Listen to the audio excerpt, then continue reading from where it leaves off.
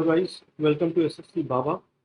आज हम लोग एसएससी बाबा में इकोनॉमिक्स एंड व्यू में थर्ड एपिसोड आज हम लोग देखेंगे, जिसमें हम लोग कमांड इकोनॉमी, बॉम्बे प्लान्स और मोस्ट इम्पॉर्टेंट इसमें जो 5 ईयर प्लान्स हैं उसके बारे में जानेंगे। प्लानिंग कमीशन के बारे में देखेंगे और किस तरह से प्लानिंग कमीशन को हटाकर और एक बॉडी बनाई गई, executive body, NITI Aayog, which is a think tank, उसके बारे में हम लोग देखेंगे।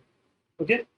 इसमें और भी कुछ चीजें, LPG liberalisation, privatisation and globalisation, LPG economy के बारे में देखेंगे, हॉलीडे प्लान्स के बारे में देखेंगे, एलसी को और क्या वर्ड्स यूज करते हैं। तो इस तरह की चीजों को हम लोग इस एपिसोड में देखने वाले हैं। बहुत ही इंपॉर्टेंट है because 5 year plan makes the basis for any economy, जिस तरह से हमारी गवर्नमेंट वर्क करती है। ओके। इसी 5 ईयर प्लान में जब हम आगे फिजिकल पॉलिसीज वगैरह देखेंगे तो कैसे गवर्नमेंट वर्क करती है वो सब देखेंगे। Okay. So without wasting time हम लोग आगे बढ़ते हैं। अगर आप लोगों ने अभी तक सब्सक्राइब नहीं किया है तो प्लीज डू सब्सक्राइब एसएससी बाबा, और जो भी लिंक्स हैं वो आपको यहीं पर नीचे डिस्क्रिप्शन बॉक्स में मिल जाएगा। Please do subscribe it. Telegram channel join कर लीजिए। आपके जो भी डाउट होंगे please do ask me there. आप मुझे टैग कर सकते हैं @IMBDZ। ओके। सो स्टार्ट करते हैं इकोनॉमिक प्लानिंग इन इंडिया के बारे में। किस तरह से इकोनॉमिक प्लानिंग इंडिया में हुई है, या किस तरह से 5 ईयर प्लान का एडवेंट हुआ है इंडिया में। ओके। सो फर्स्ट जो चीजें हम लोग को जानना है, जब हम लोग इंडिपेंडेंट हुए थे, इंडिपेंडेंट इंडिया 1947 में जब हमें इंडिपेंडेंस मिली थी, तो उस समय हम लोग सोशियो इकोनॉमिक पॉलिसी को फॉलो करते थे। सोशियो इकोनॉमिक पॉलिसी का मतलब जहां पर एक सोशल और इकोनॉमी दोनों पर ध्यान दिया जा सके। सोशल का मतलब कि गरीबों को भी बेनिफिट मिले, एक लेवल प्लेइंग फील्ड उन्हें मिले, गरीबों को बेनिफिट मिले। ये बेनिफिट उन्हें कौन प्रोवाइड करेगा? तो गवर्नमेंट उन्हें मिले। और इकोनॉमी मतलब हमारी इकोनॉमी थोड़ी आगे बढ़े, पॉवर्टी से हम लोग आगे बढ़े, ग्रोथ हो, इन सब चीजों को। Till 1970 India had a command economy. Command economy के बारे में हम लोग आगे देखेंगे, बट कमांड इकोनॉमी का बेसिक मीनिंग ये है कि अगर आप प्राइवेट सेक्टर भी हो ना, तो you have to listen to the government. Government will take the role of a facilitator, controller, और हर चीज का role is with the government. Private sector का रोल बहुत ही कम था। ओके। तो इसको बोलते हैं कमांड इकोनॉमी। 1991 के बाद इंडिया एलपीजी, एलपीजी का मतलब लिबरलाइजेशन, प्राइवेटाइजेशन एंड ग्लोबलाइजेशन हो गया था। ठीक है। एलपीजी होने के बाद इंडिया में इंडिकेटिव प्लानिंग। इंडिकेटिव प्लानिंग का मतलब क्या होता है? इंडिकेटिव प्लानिंग, इंडिकेटिव प्लानिंग का मतलब ये होता है कि 1970 के बाद इंडिया इंडिकेटिव प्लानिंग की ओर शिफ्ट किया। इंडिकेटिव प्लानिंग का मतलब ये है कि जो इनिशियली गवर्नमेंट की हर चीजें कर रही थी, फैसिलिटेटर का भी रोल, कंट्रोलर का भी रोल, रेगुलेटर का भी रोल, सब चीजों का रोल गवर्नमेंट कर रही थी, अब गवर्नमेंट ये सब चीजें नहीं करेंगी। इंडिकेटिव प्लानिंग का मतलब है गवर्नमेंट सिर्फ फैसिलिटेटर का रोल करेगी, फैसिलिटी प्रोवाइड करने का। ठीक है। जो कंट्रोलर और रेगुलेटर का जो है, ये गवर्नमेंट नहीं करेगी, गवर्नमेंट रन एजेंसीज करेंगे, जो मार्केट स्टडी करके और इन सब चीजों को करेंगे। अब ये पॉलिटिशियंस नहीं करेंगे, अब इनकी एजेंसी होगी। अगर स्टॉक एक्सचेंज है तो एक सेबी है, सेबी इस चीज को करेगी। अगर कुछ मंडी से रिलेटेड है तो एपीएमसी वगैरह करेंगे, इस तरह के कमीशन वगैरह बने। तो ये चीजें गवर्नमेंट धीरे धीरे अपने पावर को छोड़ने लगी। पावर को वो धीरे धीरे, और बॉडी, स्टैच्यूटरी बॉडी हो, एग्जीक्यूटिव बॉडी हो, या कॉन्स्टिट्यूशनल बॉडी हो, उनको वो प्रोवाइड करने लगी। ये 3 तरह की बॉडी का मैंने नाम बताया। आपको मुझे कमेंट सेक्शन में बताना है कि कॉन्स्टिट्यूशनल बॉडी क्या होता है। Next constitutional body, next is statutory body, and third is executive body. Executive body. Okay. तो आपको इन तीनों के बारे में बताना है, स्टैट्यूटरी बॉडी, एग्जीक्यूटिव और कॉन्स्टिट्यूशनल बॉडी में क्या डिफरेंस है, कमेंट सेक्शन में बताना है। नहीं तो इसे पॉलिटी में हम लोग डिस्कस करेंगे। ओके। सो अब क्या था कि अब धीरे धीरे गवर्नमेंट अपना रोल कम करते जा रही है, और वो रोल धीरे धीरे अलग अलग बॉडीज को, अलग अलग संस्थाओं को देते जा रही है। ओके। 1995 में India became the founding member of WTO, world trade organisation का इंडिया फाउंडिंग मेंबर बना था इन 1995। तो मैंने जैसा कि बताया था कमांड इकोनॉमी और फ्री मार्केट इकोनॉमी के बारे में बताने का। तो कमांड इकोनॉमी में क्या होता है कि जो गवर्नमेंट है आपकी गवर्नमेंट ये डिसाइड करती है व्हाट टू प्रोड्यूस, क्या प्रोड्यूस करना है ये भी डिसाइड गवर्नमेंट करेगी, हाउ टू प्रोड्यूस, कैसे करना है ये भी गवर्नमेंट करेगी, उनके प्राइसेस क्या होंगे ये भी गवर्नमेंट करेगी। लेकिन धीरे धीरे गवर्नमेंट ने कमांड इकोनॉमी को शिफ्ट कर लिया धीरे धीरे एक इंडिकेटिव इकोनॉमी में। इंडिकेटिव इकोनॉमी में गवर्नमेंट सिर्फ एक फैसिलिटेटर का रोल करेगी, जो रेगुलेटर और एक कंट्रोलर का रोल है वो उन गवर्नमेंट ने छोड़ दिया। तो अगर मैं कमांड इकोनॉमी का रेसिप्रोकल बात करूं तो बिल्कुल ही गवर्नमेंट का कोई इंटरफेरेंस नहीं है। That is called free market economy. ठीक है, फ्री मार्केट इकोनॉमी में गवर्नमेंट सिर्फ टैक्स कलेक्शन की काम करती है। ओके, बाकी गवर्नमेंट ज्यादा कुछ इकोनॉमी में नहीं करती है। Economy runs by the market forces and not by the role of the government. ये हो गया free market economy. If the market runs by the role of the government that is called the command economy. Okay, अब हम लोग एक के बारे में जानेंगे जिनका नाम है sir M Visvesvaraya. He is one of the most important person, sir M Visvesvaraya. Visvesvaraya ji ने कृष्ण राजा सागर डैम की भी डिजाइनिंग की थी। इनकी एक बुक है इकोनॉमिक्स में जिसका नाम है प्लान्ड इकोनॉमी फॉर इंडिया, 1934 में रिलीज हुई। यहाँ पर आपको दिख रहा होगा planned economy for India in 1934 by M Visvesvaraya, 1934। इस बुक की खास बात यह है कि इस बुक में इन्होंने 10 ईयर प्लान फॉर इंडिया के बारे में डिस्कस किया। 10 ईयर प्लान, किस तरह से हमारी प्लानिंग होनी चाहिए इकोनॉमी में। तो 10 ईयर प्लान की ये जो चीजें हैं ये एम विश्वेश्वरैया ने डिस्कस किया था, जो कि एक फाउंडेशन स्टोन बना जब हम लोगों ने 5 ईयर प्लान को लॉन्च किया। 5 ईयर प्लान 10 से इसलिए हुआ था क्योंकि हमारी गवर्नमेंट का एज था 5 ईयर। और 5 ईयर के बाद जो भी न्यू गवर्नमेंट आएगी they will take the role of next 5 year plan. तो इसीलिए हम लोगों ने इसको 5 ईयर प्लान किया। लेकिन ये 5 ईयर प्लान का जो बेसिस था that came from the book plan economy for India, जो कि एम विश्वेश्वरैया का था। और ये किससे इंस्पायर्ड थी? ये इंस्पायर्ड है यूएसएसआर मॉडल से। ओके, यूएसएसआर, चाइना, ये सब की जो मॉडल है ये सब 5 ईयर प्लान पर इंस्पायर्ड। तो एम विश्वेश्वरैया यूएसएसआर से इंस्पायर हुए, उनकी मॉडल से इंस्पायर हुए और उन्होंने इस बुक में इसकी जिक्र की है। ओके, नेक्स्ट टॉपिक है बॉम्बे प्लान।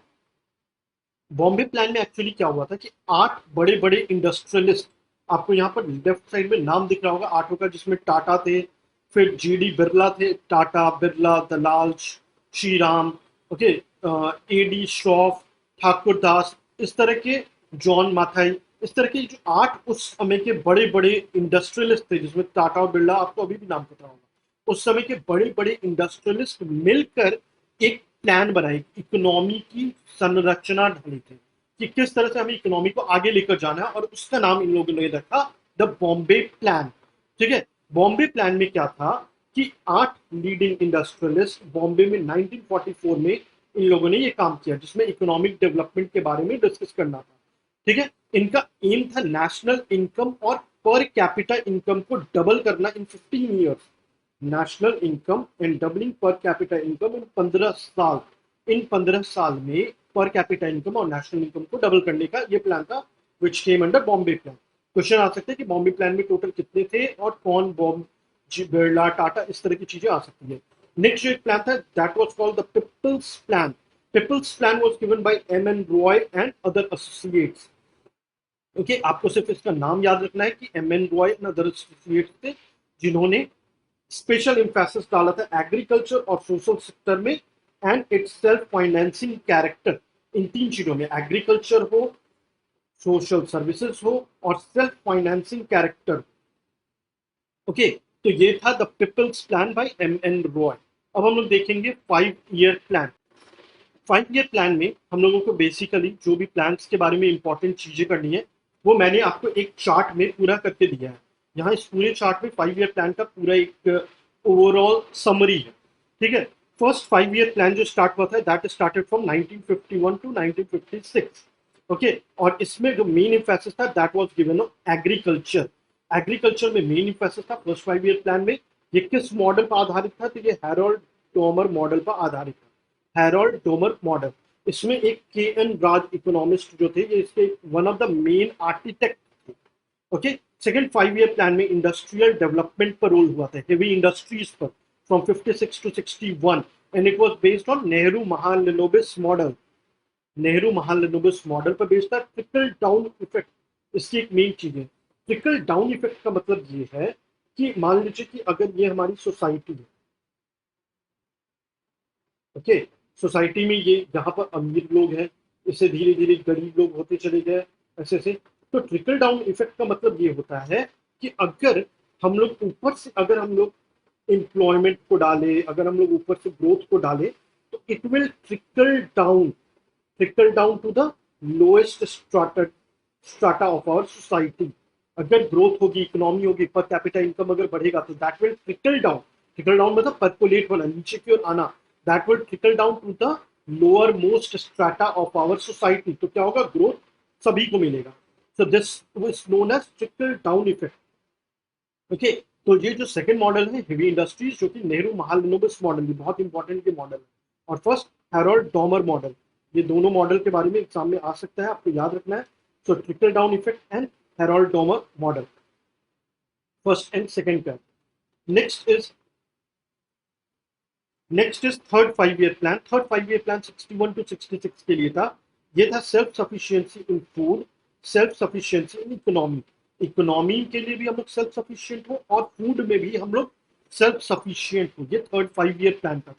66 के बाद 3 साल हम लोगों का प्लान हॉलीडे या एनुअल प्लान आया था। मतलब 5 ईयर प्लान 66 to 69 तक नहीं आया था।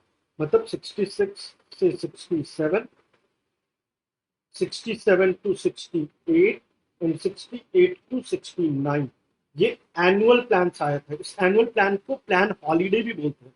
प्लान हॉलीडे में क्या होता है कि जो भी प्लान हम लोग उस साल के लिए बनाएंगे उसको फॉलो करना जरूरी नहीं है गवर्नमेंट, ठीक है। लेकिन ऐसा प्लान हॉलीडे हम लोगों ने क्यों किया था?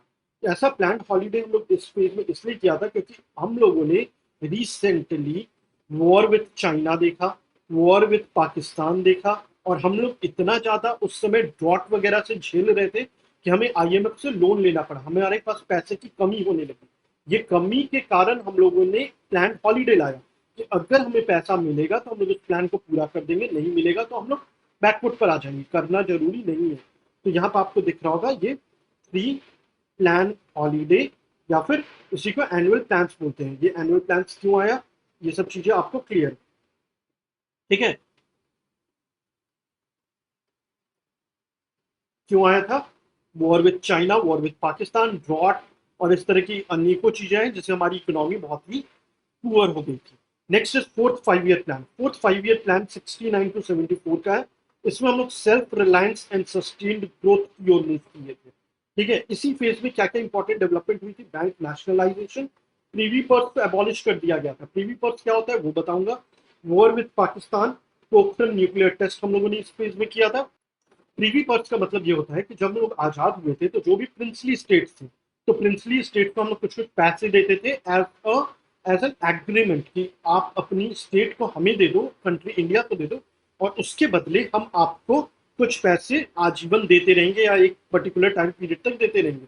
लेकिन हमारी इकोनॉमी इतनी पुअर हो गई कि हम लोग उनको देने में असमक्ष थे, ठीक है, हम लोग असमर्थ थे। तो असमर्थ होने के कारण हम लोगों ने प्रीवी पर्स या प्राइवी पर्स हम लोगों ने अबॉलिश कर दिया था। प्राइवी पर्स में ऐसा था कि हम लोग अब उस प्रिंसली स्टेट को, के राजा वगैरह को हम लोग पैसे नहीं देंगे। Okay, next is 5 year, fifth 5 year plan. Fifth 5 year plan का जो मेन एजेंडा था वो था रिमूवल ऑफ पॉवर्टी, 74 to 79 का था, और ग्रोथ फॉर सोशल जस्टिस। जब हम लोग पॉवर्टी हटाएंगे तो क्या होगा, सोशल जस्टिस आएगा। ओके, फिर 79 टू, यहाँ पर 79 to 80 तक में एक प्लान हॉलीडे आया था। ये एक प्लान हॉलीडे इसलिए आया था क्योंकि गवर्नमेंट अनस्टेबल हो गई थी। First time non Congress government बनी थी and that is the Janata party. Morarji Desai was the first non Congressian prime minister of India. Morarji Desai, ये इंपॉर्टेंट है, वो सीएम ऑफ बॉम्बे। बॉम्बे में इससे बोल रहा हूँ क्योंकि उस समय महाराष्ट्र नहीं था, उस समय बॉम्बे एक पूरी स्टेट थी। सो मोरारजी देसाई, ठीक है, 1970। तो मोरारजी देसाई उस समय 77 to 79 तक पीएम बने थे और he was the first non Congressian PM, ठीक है, जनता पार्टी गवर्नमेंट के थे। ओके, ये भी पॉइंट आप लोगों को याद रखनी है। नेक्स्ट इज कि इनमें जो 79 to 80 में एक प्लान हॉलीडे आया था, मैंने उसका कारण बता दिया। बहुत ही अनस्टेबल पॉलिटिकल सिचुएशन थी उस समय, इकोनॉमी से हम लोग तो जूझ ही रहे थे। Next is 6 5 year plan. 6 5 year plan में हम लोगों ने इम्प्रूवमेंट इन इंफ्रास्ट्रक्चर, एग्रीकल्चर और इंडस्ट्री पर फोकस किया था। अब अगर हम लोग इम्प्रूवमेंट पर कर रहे हैं तो हमें जाहिर सी बात है लोन तो लेना पड़ेगा, because we are very poor. तो पॉवर्टी रिमूवल, और हम लोगों ने आईएमएफ से दूसरी बार लोन लिया 1980 टू 85, ये जो 6 5 ईयर प्लान था। 7th 5 ईयर प्लान जो 85 टू 90 तक का था, उसमें हम लोगों ने मॉडर्नाइजेशन पर वर्क किया था और एम्प्लॉयमेंट अपॉर्चुनिटी बढ़ाने पर वर्क किया था। Okay, first time 3 year export import policy को अनाउंस किया गया था ड्यूरिंग 7th 5 ईयर प्लान।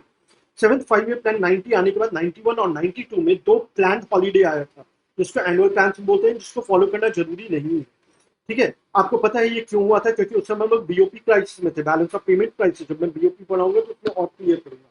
ठीक है, बीओपी क्राइसिस हुआ क्यों था? ये हुआ था because of twin deficit. Twin deficit बोलते हैं जब हमारे पास बजट डेफिसिट हो और करंट अकाउंट डेफिसिट हो। करंट अकाउंट डेफिसिट सीएडी और बजट डेफिसिट हम लोग दोनों हो चुका था। ठीक है, तो तब हम लोगों ने आईएमएफ से लोन लिया था इन 1992, और इस लोन लेने के कारण हमें लिबरलाइजेशन इंडिया में लाना पड़ा। ओके, तो ये 2 प्लान हॉलीडे था क्योंकि हम लोग उस समय बहुत ही पुअर थे, इकोनॉमी हमारी बहुत ही ढीली थी।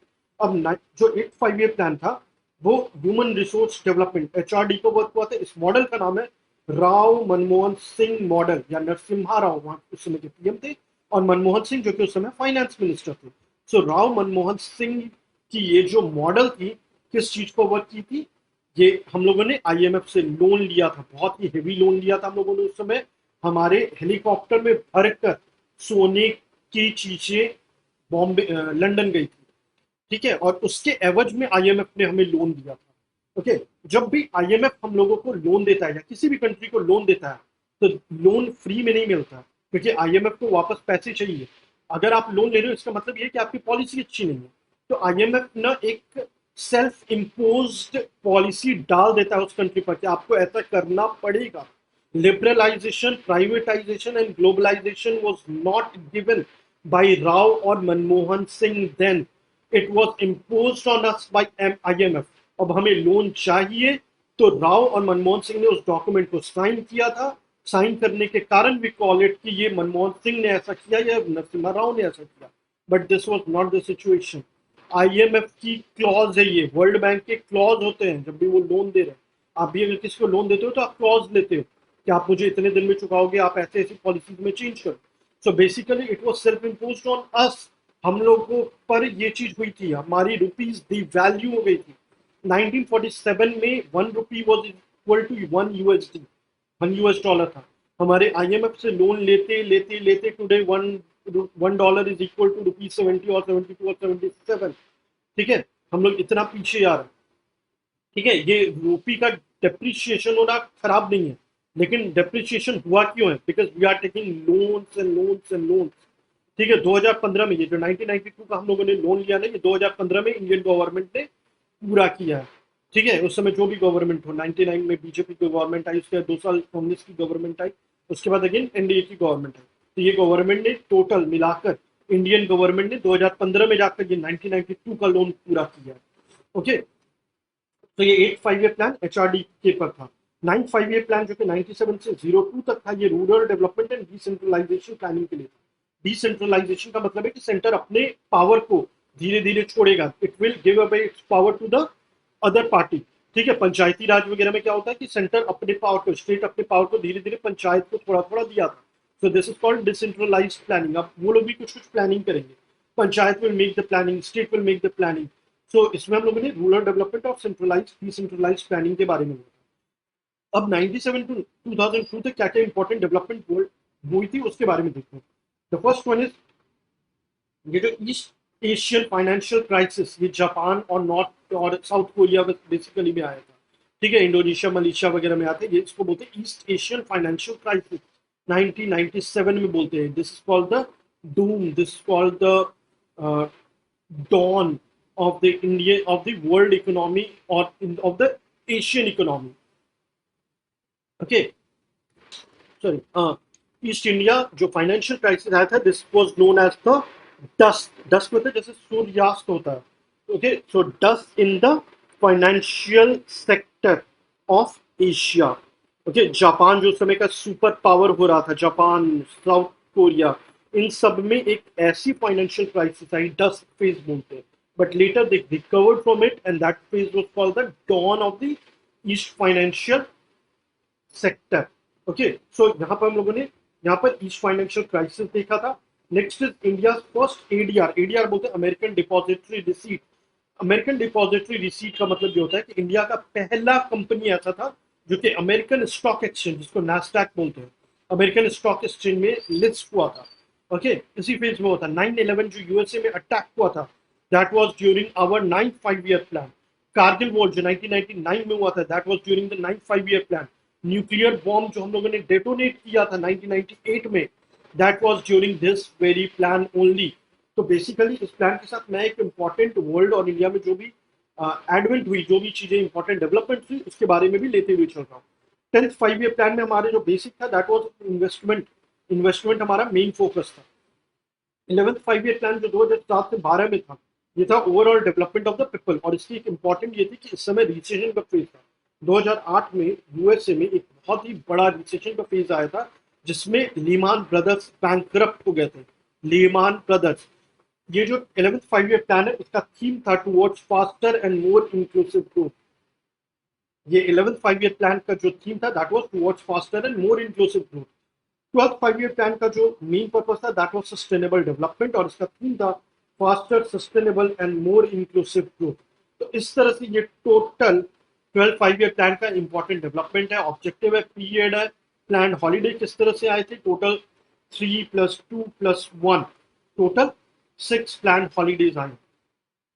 ओके, तो अब 2017 में जो भी 5-year प्लान था, प्लानिंग कमीशन था जो कि 5-year प्लान को लेकर चलता था, उसे डिसॉल्व कर दिया गया.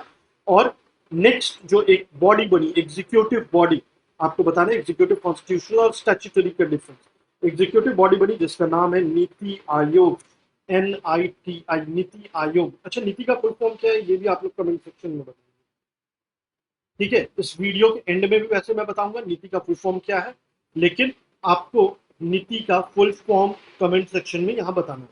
ओके, सो NITI Aayog replaced planning commission. NITI Aayog ने पीसी को रिप्लेस किया. Niti Aayog is the think tank of union government. Union government की think tank is the union government की थिंक टैंक है नीति आयोग. मतलब नीति आयोग कोई बेसिक चीजें नहीं बताएगी, बेसिक डिसीजन बॉडी नहीं है, लेकिन ये थिंक टैंक, ये अलग अलग चीजें बताएंगे. अब हम ये देखते हैं कि नीति आयोग और प्लानिंग कमीशन में किस तरह से डिफरेंस है, और इसके बारे में देखते हैं कि क्या चीजें. ओके, सो सबसे पहले आप लोगों को नीति आयोग का full form is the national, नीति का फुल फॉर्म है नेशनल इंस्टीट्यूशन फॉर ट्रांसफॉर्मिंग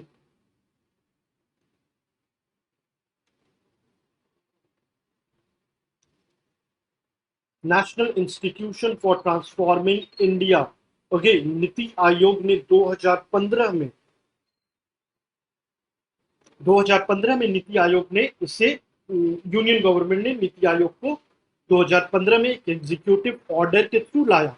ठीक है, लेकिन उस समय 13th 5-year प्लान का जो डेट एंड था वो था 2017 तक, तो इसलिए उसे कंटिन्यू रहने दिया. और 2017 के बाद नीति आयोग फुल फ्लेजेड होकर वर्क करने लगा. ठीक है, नीति आयोग थिंक टैंक है. नीति आयोग के भी चेयरपर्सन पीएम है, प्लानिंग कमीशन में भी पीएम था. नीति आयोग का वीसी जो वाइस चेयरपर्सन है, इज अपॉइंटेड बाय पीएम, लेकिन जो डेप्यूटी चेयरपर्सन है प्लानिंग कमीशन का, he is nominated and he enjoys the rank of a cabinet rank. Okay, जो वीसी है वो भी एक कैबिनेट रैंक को एंजॉय करता है. कैबिनेट रैंक एंजॉय करने का मतलब ये होता है कि उन्हें जो भी सिक्योरिटी मिलेगा, उन्हें जो भी पेज, इमोल्यूमेंट्स, उन्हें जो भी अलाउंसेस मिलेगा, वो एक कैबिनेट मिनिस्टर का मिलेगा. जो भी पावर्स एंड पर्क्स होता है सब कैबिनेट मिनिस्टर का मिलेगा. अभी का करंट वाइस चेयरपर्सन है Rajiv Kumar. Doctor Rajiv Kumar is the current vice chairperson of Niti Aayog. Okay, governing council NITI Aayog के कौन है, सीएम और लेफ्टिनेंट गवर्नर्स ऑफ यूटी. लेकिन उस समय क्या था, प्लानिंग कमीशन का एनडीसी था. इसका मतलब यह है कि प्लानिंग कमीशन में स्टेट का रोल नहीं था, और वही नीति आयोग में स्टेट का रोल बढ़ गया, because state government is also the, जो सीएम है, he is a member of the governing council. Okay, member secretary को नीति आयोग में सीईओ बोलते हैं. अभी के करंट सीईओ है अमिताभ कांत. ओके, और इसमें जो सेक्रेटरी है वो की मेंबर सेक्रेटरी वर अपॉइंटेड थ्रू यूजुअल प्रोसेस, अलग अलग प्रोसेस के थ्रू होते हैं. उसके बाद फिर नीति आयोग में कुछ पार्ट टाइम मेंबर्स होते हैं और कुछ फुल टाइम मेंबर्स होते हैं। इसके डिटेलिंग करनी जरूरी नहीं है कि पार्ट टाइम मेंबर्स कितने होते हैं, फुल टाइम मेंबर्स कितने होते हैं, ठीक है। लेकिन अभी यूजुअली अभी के फेज में वो प्लानिंग कमीशन से थोड़े कम ही है, ठीक है। इसके जो फुल टाइम और पार्ट टाइम मेंबर्स होते हैं, जैसे फुल टाइम मेंबर्स में vice chairperson is also full time member, ठीक है। उसके बाद फिर आप लोग फुल टाइम मेंबर्स में जो 4 फुल टाइम मेंबर्स थे नीति आयोग में, 4 फुल टाइम मेंबर्स थे, ओके। और इस तरह से अलग अलग चीजें जिस पर डिटेलिंग करनी जरूरी नहीं है। अब हम लोग देखते हैं जो भी अचीवमेंट हुई है नीति आयोग का, उसके बारे में देखते हैं। तो हम लोगों को इसमें 3 चीजें जाननी है कि नीति आयोग का जो 7 पिलर्स है उसके बारे में जानना है। वो जो 7 पिलर्स है वो क्या क्या है वो देखते हैं। First is revenue and expenditure को फोरकास्ट करना, ट्रांसफॉर्मिंग की सेक्टर, एग्रीकल्चर हो, इंडस्ट्री हो, सर्विसेज हो, उनको देखना, रीजनल डेवलपमेंट को देखना जो कि अर्बन एंड रूरल ट्रांसफॉर्मेशन है, ग्रोथ वगैरह के बारे में, गवर्नेंस रिफॉर्म है, जो मिनिमम गवर्नेंस जो मोदी गवर्नमेंट बोलती है, tax policies, rule of law उन पर है, social sector, health, education, skill development, ये सब नीति आयोग थिंक टैंक है, सोचती है और इस पर अलग अलग इंडाइसेस और अलग अलग चीजें बताती है।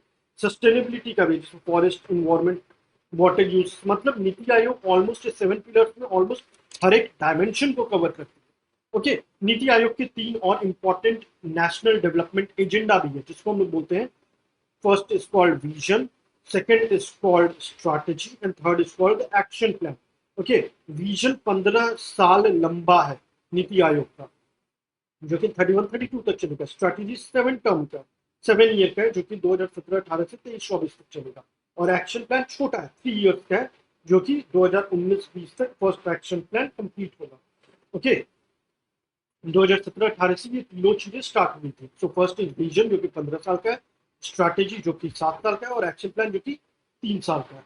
नीति आयोग के बारे में जो इंपॉर्टेंट अचीवमेंट वो देखते हैं। नीति आयोग ने अमृत लॉन्च किया था, जो कि Atal mission for rejuvenation and urban transformation, किस तरह से हम लोग सीवेज वगैरह का है, अटल मतलब अर्बन एरिया का किस तरह से हम लोग ट्रांसफॉर्मेशन कर सकते हैं, रोड हो, सीवेज हो, इन सब चीजों में अमृत का है।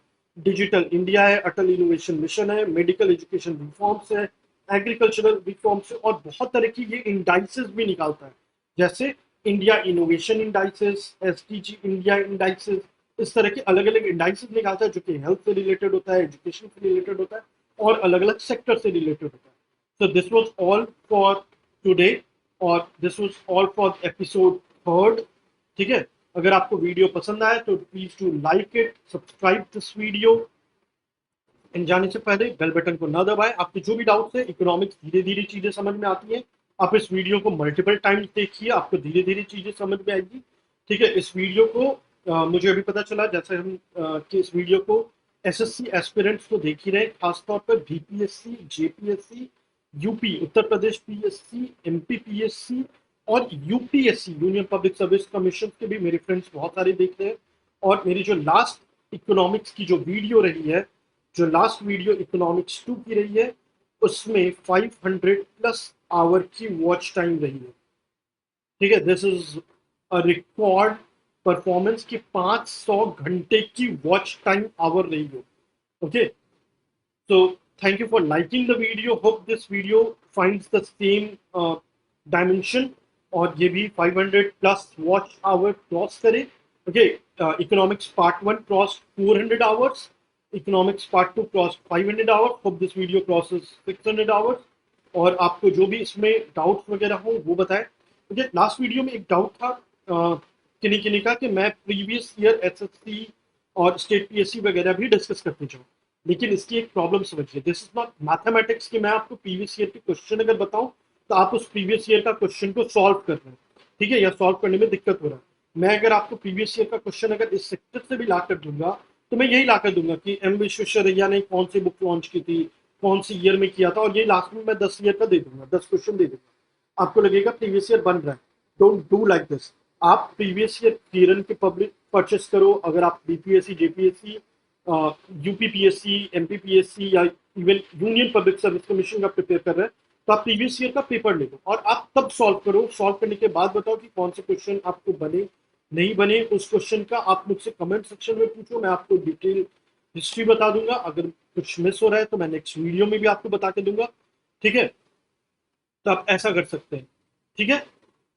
तो इस तरह से। और वैसे मैं एसएससी के लिए नेक्स्ट जैसे जब एग्जाम आएगा तो मैं प्रीवियस ईयर का वीडियो ऑब्वियसली ला कर दूंगा। प्रीवियस ईयर का वीडियो होगा, प्रीवियस ईयर के क्वेश्चन होंगे, पीडीएफ होंगे, वो ऑब्वियसली मैं अलग से ला कर दूंगा। ठीक है, अभी जिस तरह से ये इकोनॉमिक्स में डेप्थ लाना जरूरी है if you want to score marks. Okay, अगर आपको 20-15 मार्क्स लाना है, इट्स अप टू यू। आप चाहो तो सिर्फ करंट अफेयर्स पढ़ के ला सकते हो, but if you are going to 48 लाओ, या फिर इवन मेरे ही छोटे भाई ने 47.5 मार्क्स लाया है अभी CHSL में। ओके, वो कहीं इधर उधर से नहीं कर रहा है, मैं ही उसे भी पढ़ा रहा हूँ। उसके 47.5 मार्क्स है इन CHSL। तो आप ऐसा कर सकते हो, अगर मैं जैसा पढ़ा रहा हूँ आप चाहो तो ला सकते हो। It's 100% tested. मेरे ही भाई ने यूनियन यूपीएससी भी क्रैक किया। ठीक है, जो यूपीएससी में जो फॉरेस्ट डिपार्टमेंट होती है, मेरे ही भाई ने कजन ब्रदर ने एनडीए भी क्रैक किया, और वो सब भी इन्हीं सब मेरे ही नोट्स को लाकर ही क्रैक किया, उसी को पढ़कर। ओके, तो आप लोग इससे कर सकते हो। नवंबर में एनडीए वाले भाई भी आ रहा है, तो आपको मैं वीडियो में उनसे भी करवाऊंगा रूबरू कैसे है। तो जाने से पहले please do like it, subscribe it. जो भी प्रॉब्लम हो आप बताइए, उससे शॉर्ट आउट करेंगे, discuss it. Thank you, bye bye and good day.